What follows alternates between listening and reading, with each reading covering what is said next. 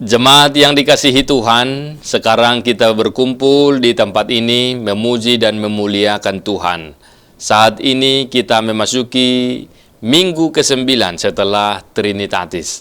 Marilah kita bersatu di dalam persekutuan yang kudus ini bersama-sama dengan Allah di tengah-tengah jemaatnya. Kita satukan hati dan pikiran kita memuji dan memuliakannya. Kita bernyanyi dari buku Ende nomor 14 ayat 1 sampai 2. Puji hamu Jehovah Tutu.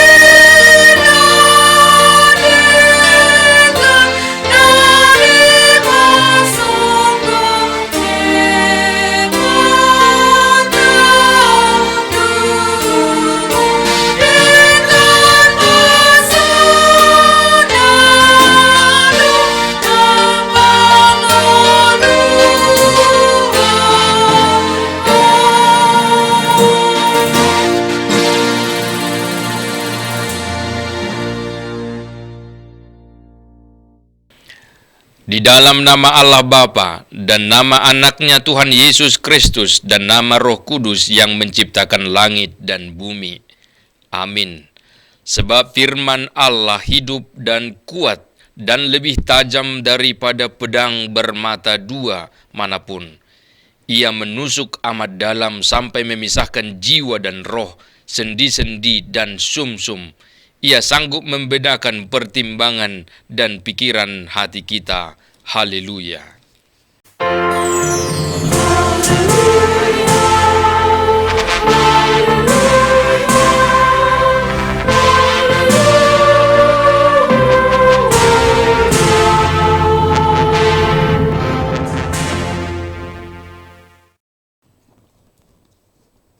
Marilah kita berdoa.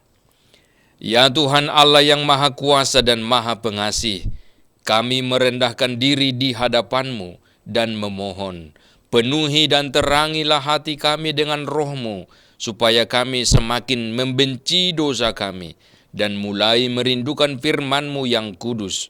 Biarlah firman-Mu yang kudus tumbuh dalam hati kami, sehingga kami menghasilkan buah-buah yang baik. Kami mohon semuanya itu karena Tuhan Yesus Kristus Tuhan kami. Amin. Kita bernyanyi dari buku Ende nomor 706 ayat 1, Godang ni pasu-pasui. Tuhan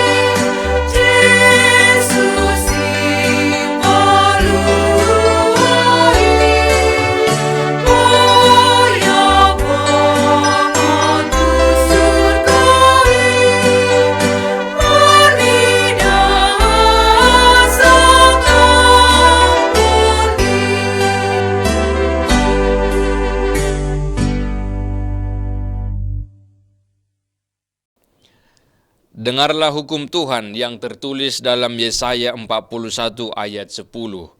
Janganlah takut, sebab aku menyertai engkau. Janganlah bimbang, sebab aku ini milikmu. Aku akan meneguhkan, bahkan akan menolong engkau. Aku akan memegang engkau dengan tangan kananku yang membawa kemenangan. Demikianlah hukum Tuhan. Marilah kita memohon kekuatan kepada Tuhan untuk melakukan hukum-Nya. Ya Tuhan Allah, kuatkanlah kami melakukan yang sesuai dengan hukum-Mu. Amin. Kita bernyanyi dari buku ND HKBP nomor 161 ayat 3. Tangihon angguk anggukon.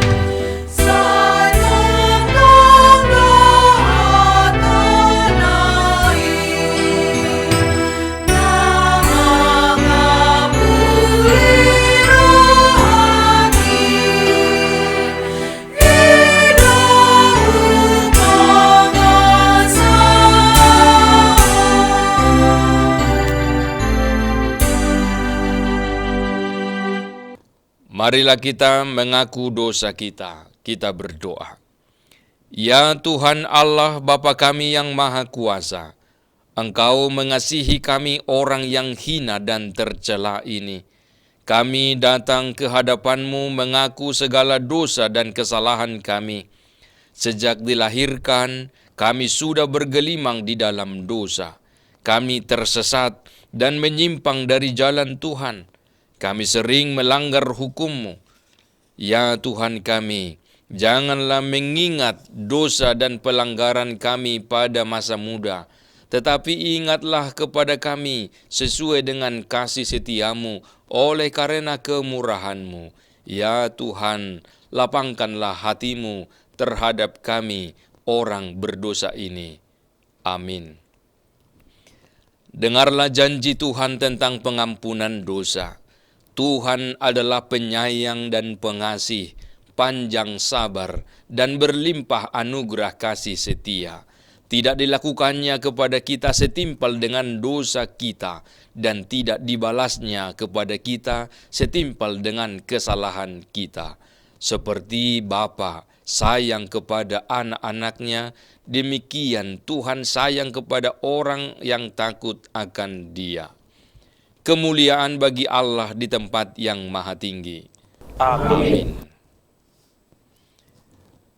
Kita bernyanyi dari buku NDHKBP nomor 755 ayat 3. Haposan ho Tuhan.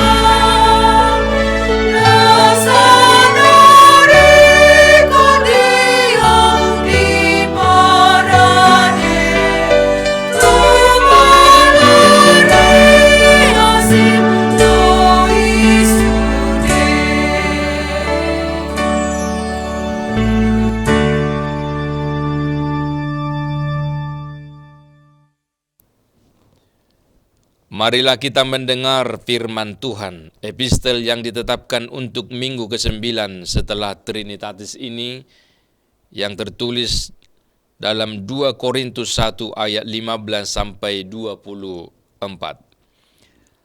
Berdasarkan keyakinan ini, aku pernah merencanakan untuk mengunjungi kamu dahulu, supaya kamu boleh menerima kasih karunia untuk kedua kalinya. Kemudian aku mau meneruskan perjalananku ke Makedonia, lalu dari Makedonia kembali lagi kepada kamu, supaya kamu menolong aku dalam perjalananku ke Yudea. Jadi, adakah aku bertindak serampangan dalam merencanakan hal ini? Atau adakah aku membuat rencanaku itu menurut keinginanku sendiri, sehingga padaku serentak terdapat ya dan tidak? Demi Allah yang setia, janji kami kepada kamu bukanlah serentak ya dan tidak. Karena Yesus Kristus anak Allah yang telah kami beritakan di tengah-tengah kamu, yaitu olehku dan oleh Silwanus dan Timotius, bukanlah ya dan tidak, tetapi sebaliknya di dalam dia hanya ada ya. Sebab Kristus adalah ya bagi semua janji Allah. Itulah sebabnya oleh Dia kita mengatakan amin untuk memuliakan Allah. Sebab Dia yang telah meneguhkan kami bersama-sama dengan kamu di dalam Kristus adalah Allah yang telah mengurapi. Memateraikan tanda miliknya atas kita dan yang memberikan Roh Kudus di dalam hati kita sebagai jaminan dari semua yang telah disediakan untuk kita. Tetapi aku memanggil Allah sebagai saksiku. Ia mengenal aku, bahwa sebabnya aku tidak datang ke Korintus ialah untuk menyayangkan kamu. Bukan karena kami mau memerintahkan apa yang harus kamu percayai, karena kamu berdiri teguh dalam imanmu. Sebaiknya kami mau turut bekerja untuk sukacitamu. Demikianlah firman Tuhan. Berbahagialah orang yang mendengar firman Allah serta memeliharanya. Amin. Kita bernyanyi dari buku NDHKBP nomor 185 ayat 1. Holan sada debatata.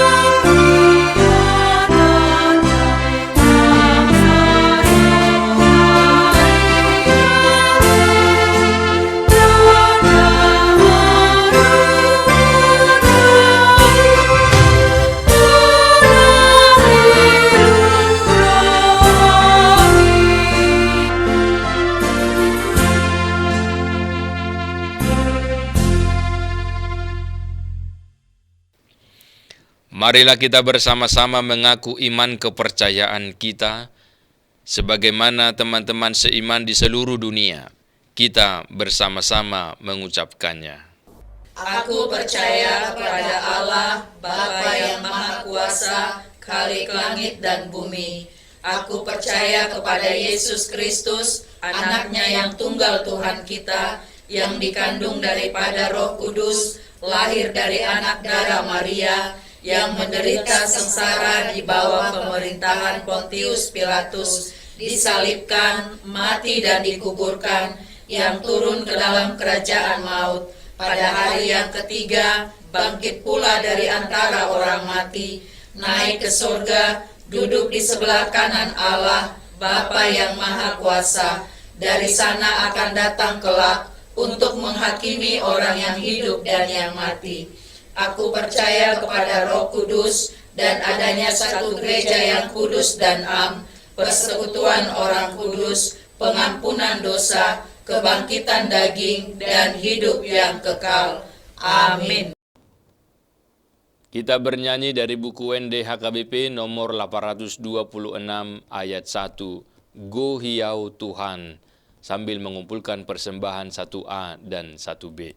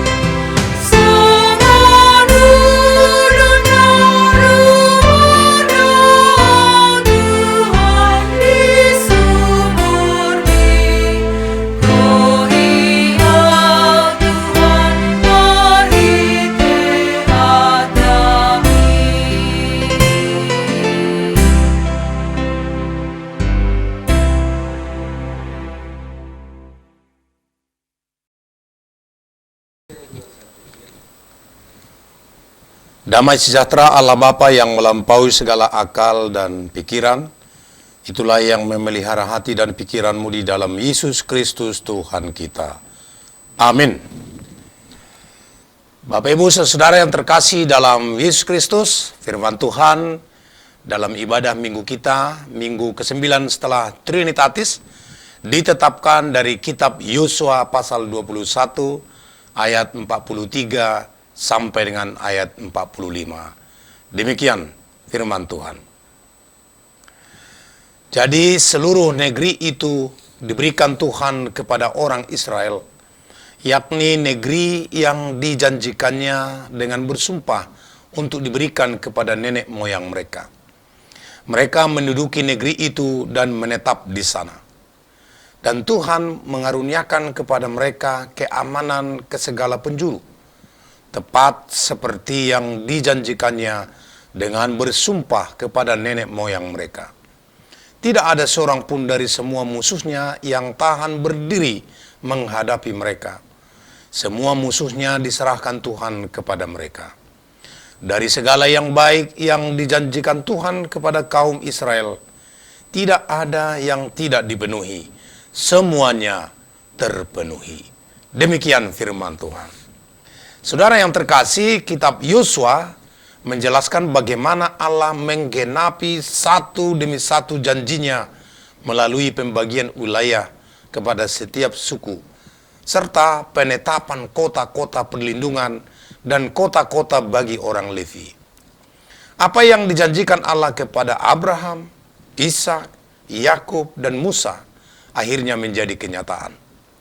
Janji tersebut telah dimulai sejak Allah memanggil Abraham ketika dia berkata, "Pergilah dari negerimu, aku akan membuat engkau menjadi bangsa yang besar, dan olehmu semua kaum di muka bumi akan mendapat berkat." Kejadian 16 ayat 1-3. Kemudian janji itu dibaharui kepada Ishak dalam Kejadian 26 ayat 3, dan kepada Yakub dalam Kejadian 28 ayat 13. Jadi selama kurang lebih 6,5 abad, sejak zaman Abraham hingga ke zaman Yosua, janji itu seolah-olah belum terwujud. Namun pada akhirnya Allah membuktikan bahwa waktunya tidak pernah terlambat dan firman-Nya tidak pernah gagal. Saudara yang terkasih, dalam khotbah ini 3 hal yang penting yang akan disampaikan kepada kita. Yang pertama, Tuhan menggenapi janjinya. Ayat 43 diawali dengan kalimat, "Demikianlah Tuhan memberikan." Yosua 21 dengan sengaja menempatkan Tuhan atau Yahweh sebagai subjek utama. Penekanan ini sangat penting karena kitab Yosua bukanlah kisah tentang kehebatan seorang pemimpin, strategi militer Israel, ataupun keberanian tentaranya, melainkan tentang Allah yang bertindak dalam sejarah untuk menggenapi perjanjiannya.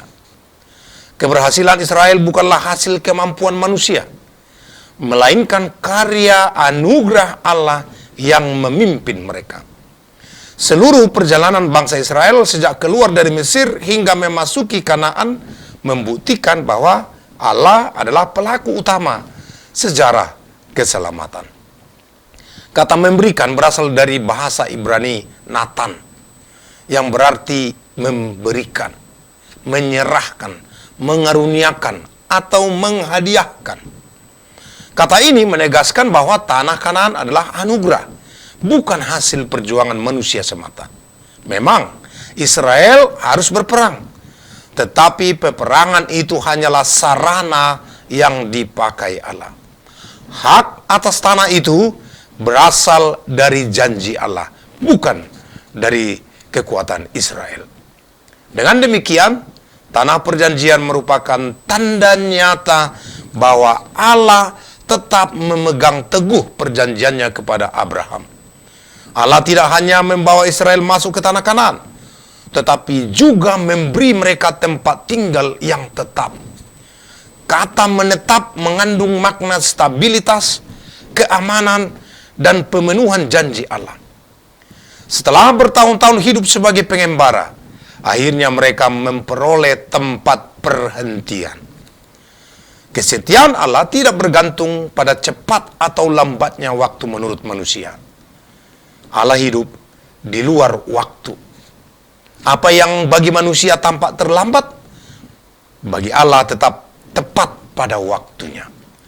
Rasul Petrus menulis, bagi Tuhan satu hari sama seperti 1000 tahun, dan 1000 tahun sama seperti satu hari. 2 Petrus 3 ayat 8. Karena itu penantian bukan berarti Allah lupa. Seringkali kita berkata, Tuhan, mengapa doaku belum dijawab? Mengapa pergumulanku belum selesai? Padahal Tuhan sedang bekerja dengan waktunya yang sempurna. Untuk itu mungkin hari ini ada yang sudah lama berdoa, menantikan kesembuhan, pekerjaan, pertobatan anggota keluarga, pemulihan rumah tangga, pelayanan yang bertumbuh. Maka jangan menyerah. Tuhan berjanji menyertai umatnya. Ia pasti melakukannya menurut waktunya. Dalam Bilangan 23 ayat 19 dikatakan, Allah bukanlah manusia sehingga ia berdusta, bukan anak manusia sehingga ia menyesal. Masakan ia berfirman dan tidak melakukannya, atau berbicara dan tidak menepatinya?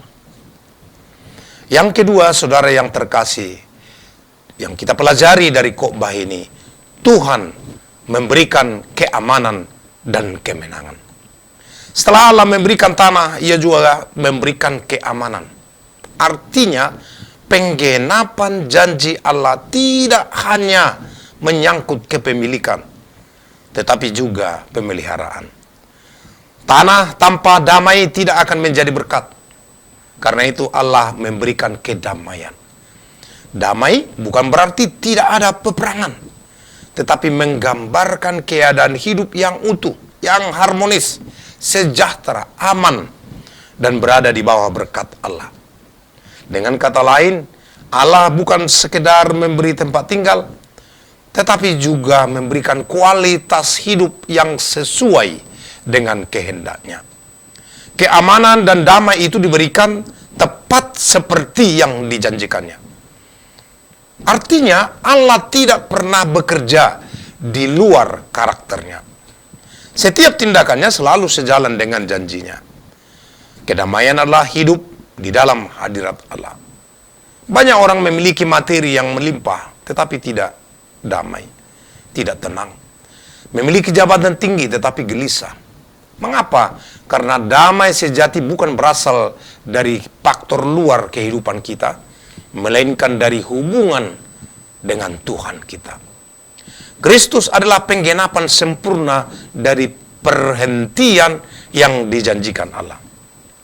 Tentu orang percaya tetap menghadapi masalah.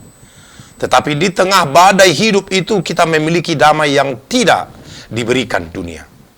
Yesus berkata, damai sejahtera kutinggalkan bagimu, damai sejahtera kuberikan kepadamu.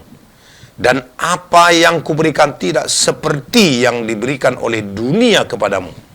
Jangan gelisah dan gentar hatimu. Yohanes 14 ayat 27. Tidak ada musuh yang mampu menggagalkan rencana Allah. Selama hidup kita dalam ketaatan kepadanya, tidak ada kuasa yang dapat mengalahkan orang percaya. Dalam Mazmur 44 ayat 4 dikatakan, sebab bukan dengan pedang mereka menduduki negeri, dan bukan lengan mereka yang memberi mereka kemenangan, tetapi tangan kananmu. Pernyataan terakhir ayat ini sangat penting. Dikatakan di sana, semua musuh mereka diserahkan Tuhan ke dalam tangan mereka.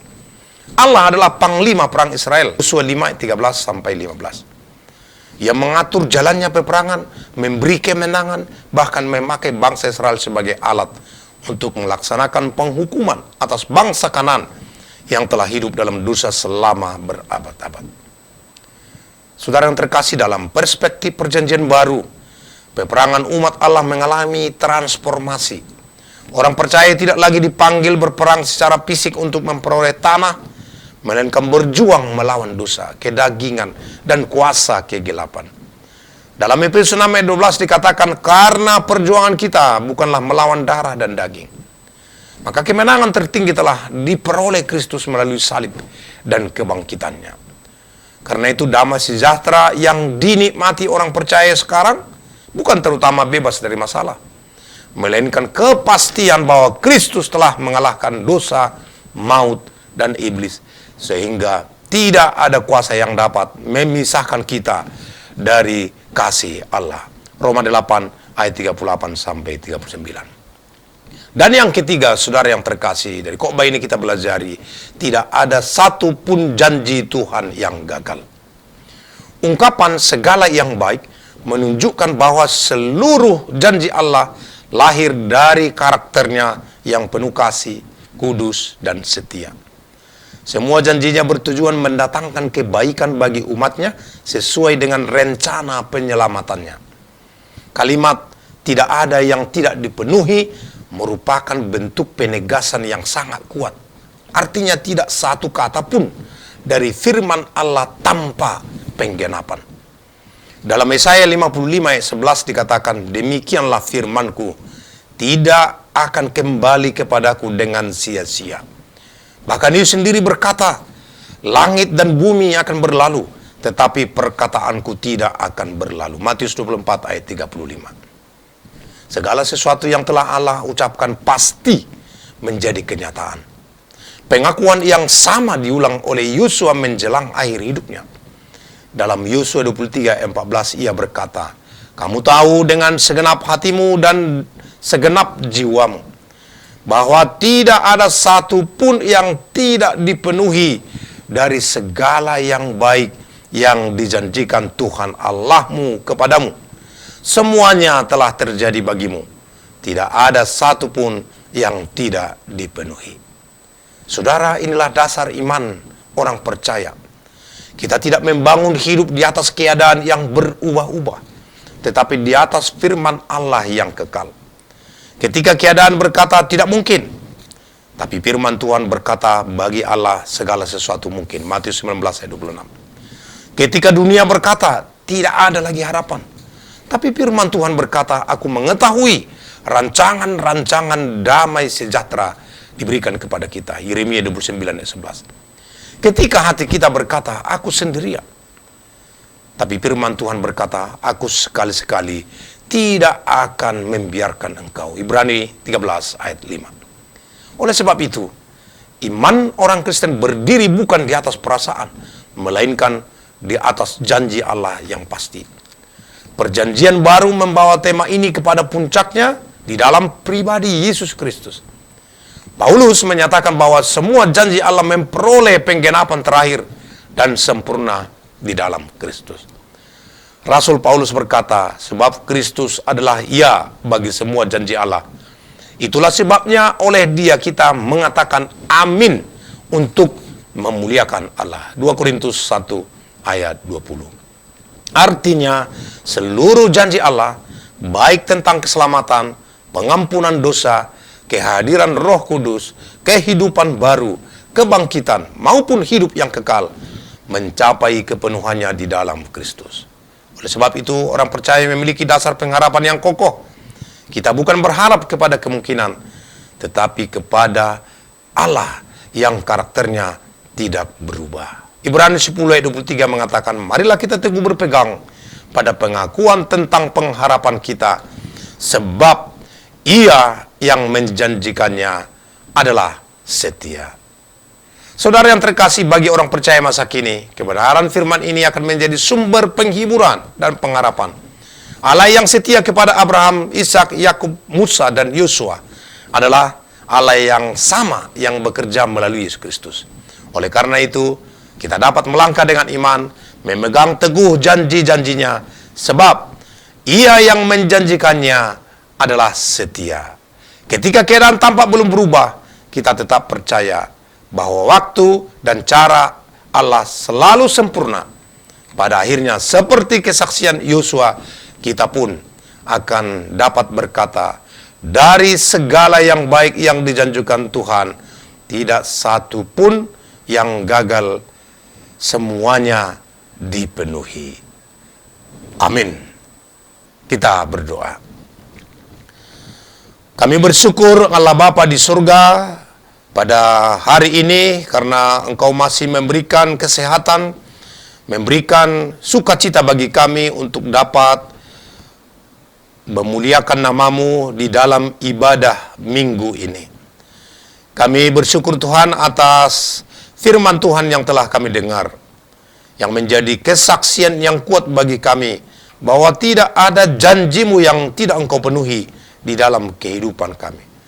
Meskipun kadang kami merasa bahwa doa-doa, harapan-harapan yang kami sampaikan kepada Tuhan belum terjawab hingga sekarang, tapi oleh firman hari ini kami percaya pada waktu yang terbaik yang Tuhan tentukan dalam kehidupan kami, Engkau akan memenuhi setiap janji-Mu untuk menjawab doa-doa kami.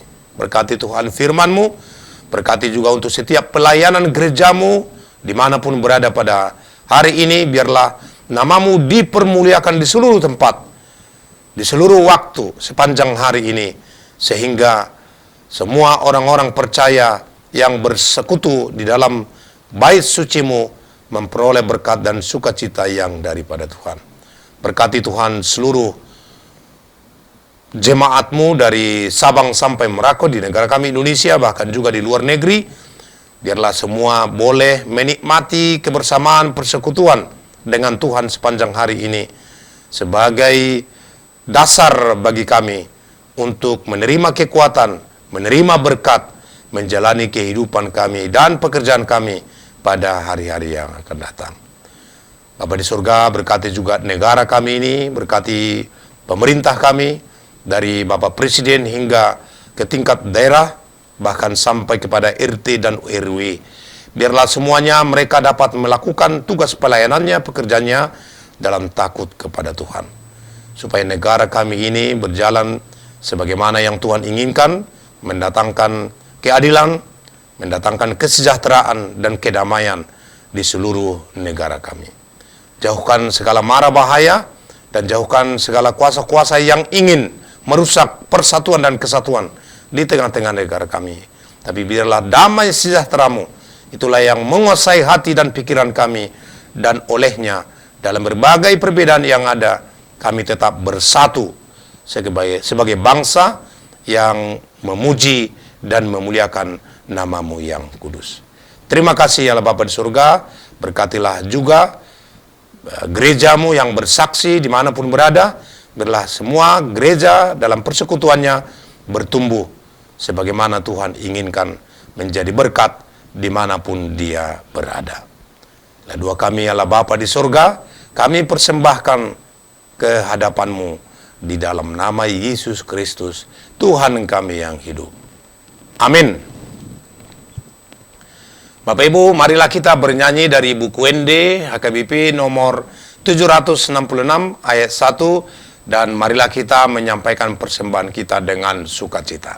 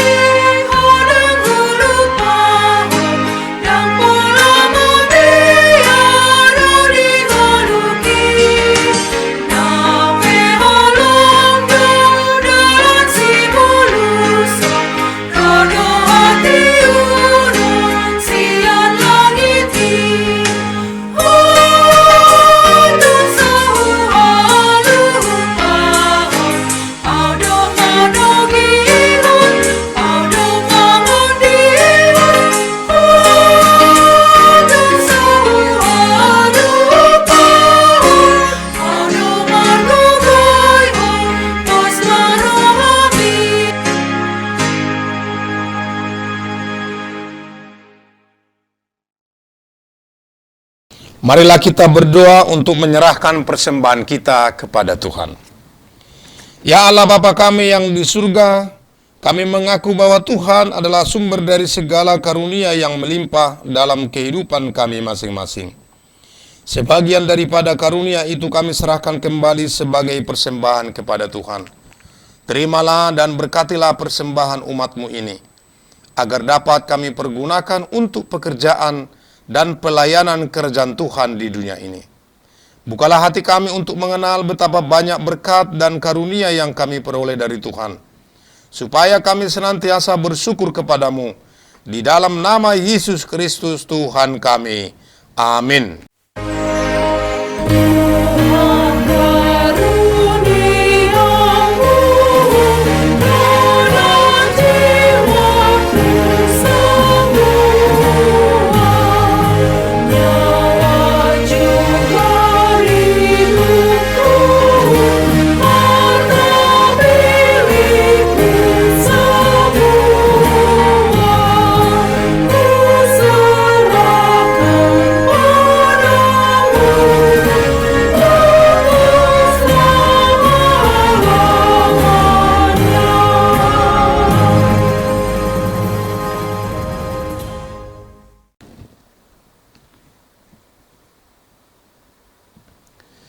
Bapa kami yang di surga, dikuduskanlah namamu, datanglah kerajaanmu, jadilah kehendak-Mu di bumi seperti di surga. Berikanlah kami pada hari ini makanan kami yang secukupnya, dan ampunilah kami akan kesalahan kami, seperti kami juga telah mengampuni orang yang bersalah kepada kami. Dan janganlah membawa kami ke dalam pencobaan, tetapi lepaskanlah kami daripada yang jahat.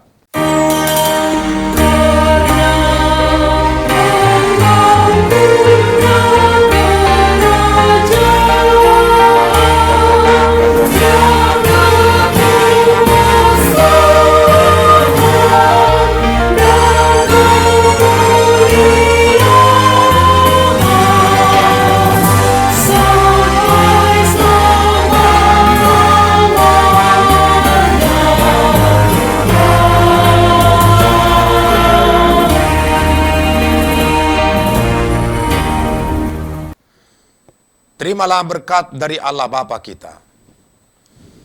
Tuhan memberkati engkau dan melindungi engkau. Tuhan menyinari engkau dengan wajah-Nya dan memberi engkau kasih karunia. Tuhan menghadapkan wajah-Nya kepadamu dan memberi engkau damai sejahtera.